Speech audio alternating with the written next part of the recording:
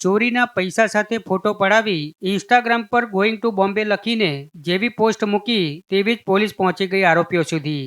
30 ડિસેમ્બરના રોજ ઉધનાની eastern engineering કંપનીમાંથી આ તસ્કરો 11.70 લાખની રોકડ ચોરી કરીને ફરાર થઈ ગયા હતા। ત્રણેય આરોપીઓએ કંપનીમાંથી માત્ર કોપર વાયર ચોરીનો પ્લાન ઘડ્યો હતો, પરંતુ કંપનીમાં 11 લાખ રૂપિયાની નોટોના બંડલ જોઈ આરોપીઓ ભાન ભૂલ્યા અને મોજ શોખ કરવા રૂપિયા ચોરી ગયા હતા।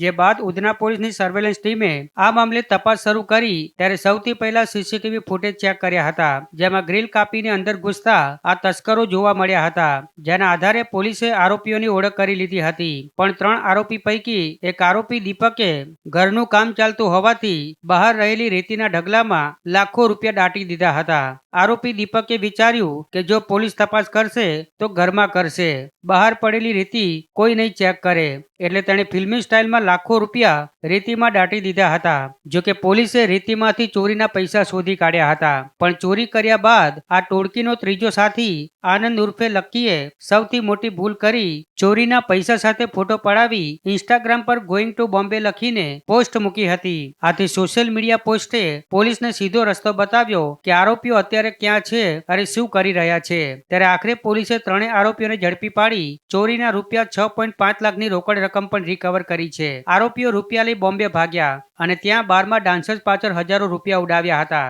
મોંઘો આલિશાન રૂમ ભાડે રાખ્યો તેમજ ફોટા પાડવા મોંઘો કેમેરો પણ ખરીદ્યો હતો।